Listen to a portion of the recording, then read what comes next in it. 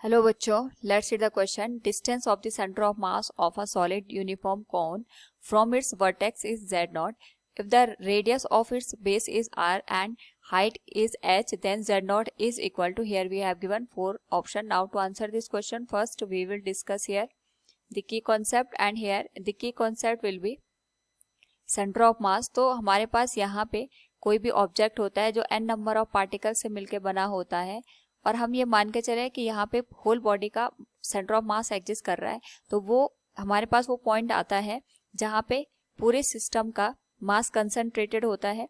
और इस particular case में अगर हम यहाँ पे सेंटर ऑफ मास की बात करते हैं तो हम इसको यहाँ पे डिफरेंट मेथड से कैलकुलेट कर सकते हैं. फॉर कॉन्टिन्यूअस सिस्टम हम यहाँ पे जो सेंटर ऑफ मास की पोजीशन है उसको इंडिकेट करते हैं. RCM will be given as integration of R dm divided by integration of dm. Now इस पर्टिकुलर केस में हम डिफरेंट एक्सिस के करस्पॉन्डिंग यहाँ पे जो वैल्यू है उसको चेंज कर सकते हैं. जैसे अगर हम x के अलोंग देखेंगे तो इसको x dm divided bye dm कर लेंगे. y के करस्पॉन्डिंग ये हमारे पास यहाँ पे y dm divided by integration of dm हो जाएगा. तो यहाँ पे हमारे पास क्वेश्चन में एक यूनिफॉर्म सॉलिड कोन दे रखा है, तो हम यहाँ पे एक कोन कंसिडर करते हैं जिसका जो बेस है हमारे पास, इसकी रेडियस यहाँ पे r के बराबर दे रखी है, और हमसे इसकी जो हाइट है वर्टेक्स है ये h के बराबर गिवन है.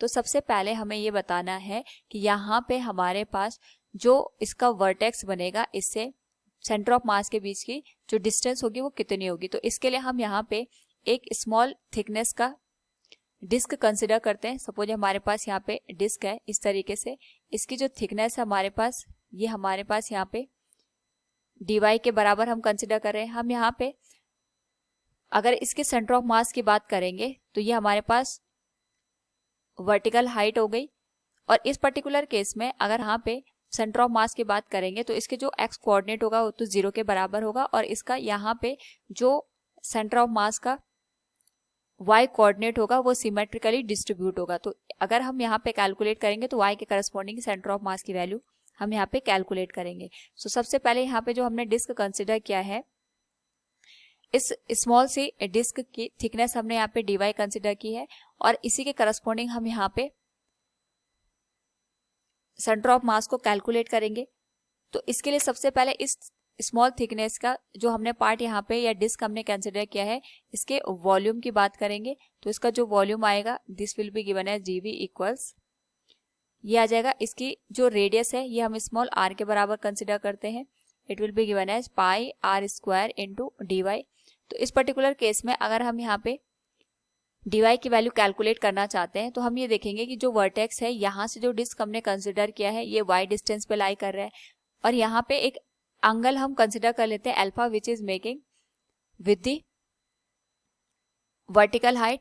इस पर्टिकुलर केस को और अच्छे से अंडरस्टैंड करने के लिए हम यहाँ पे जो हमारे पास small r capital R y और h है इसके बीच रिलेशन एस्टैब्लिश करते हैं with the help of this angle. तो हम यहाँ पे अगर tan अल्फा का रिलेशन देखेंगे तो tan अल्फा के लिए हमारे पास यहाँ पे अगर हम स्मॉल ट्रायंगल को कंसिडर करें it will B perpendicular divided by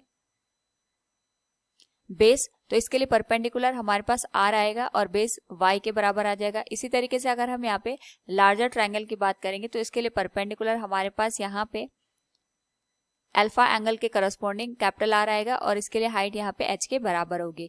तो यहाँ पे अगर हम बात करें y की तो y की वैल्यू आ जाएगी r into H divided by capital R. This will B equation number first. और यहीं पे अगर हम इसको डिफरेंशिएट कर दें it will B dy equals, क्योंकि जो स्मॉल r है ये हमने खुद से कंसिडर किया है, इसकी वैल्यू वेरी करेगी अकॉर्डिंग टू दी कि हमने यहाँ पे डिस्क को कौन सी पोजीशन पे कैलकुलेट किया है. तो यहाँ पे h बाई r तो कांस्टेंट रहेगा and it will be given as dr. ये हमारे पास इक्वेशन नंबर सेकंड हो जाएगी. नाउ यहाँ पे हम y के करस्पॉन्डिंग सेंटर ऑफ मास की पोजीशन फाइंड आउट कर रहे हैं, क्योंकि x कोऑर्डिनेट यहाँ पे 0 के बराबर होगा सेंटर ऑफ मास का. So it will be given as y dm divided by integration of dm. तो सबसे पहले हम यहाँ पे जो हमारे पास मास है इसको कैलकुलेट करेंगे. It will be given as density into volume. Volume हमारे पास यहाँ पे pi r square into dy के बराबर गिवन है. नाउ यहाँ पे अगर हम बात करें YCOM की it will be given as integration of y की वैल्यू हमने कैलकुलेट की थी that was r into H divided by capital R, और dm की वैल्यू आ जाएगी rho into pi into R square. Now यहाँ पे अगर हम dy की वैल्यू को प्लेस कर दें तो ये आ जाएगा हमारे पास h by r into D r के बराबर। तो इस केस में अगर हम यहाँ पे डिनोमिनेटर का टर्म कंसिडर करें तो हमारे पास डिनोमिनेटर का टर्म आ जाएगा rho into pi into R square, और जो dy की वैल्यू है it will be h divided by capital R into D R.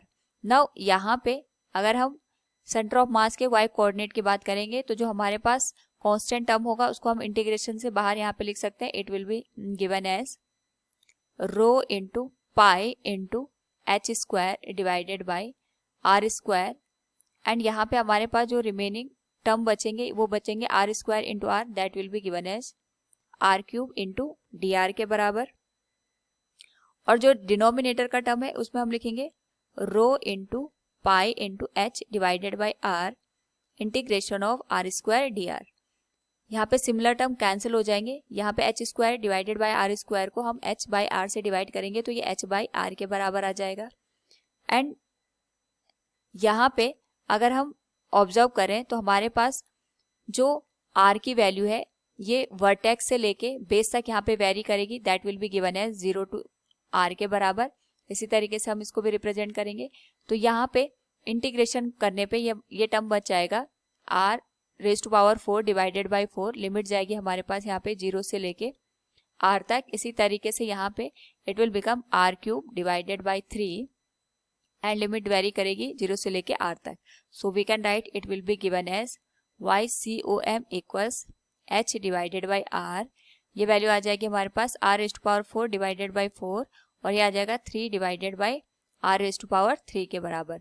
तो यहाँ पे अगर हम सिमिलर टर्म को कैंसिल कर दें तो ये आ जाएगा आर क्यूब से, यहाँ पे हमारे पास केवल आर का टर्म बचेगा एंड आर से ये आर कैंसिल हो जाएगा। तो हमारे पास जो वाई सी ओ एम की वैल्यू बचेगी that will be 3h divided by 4।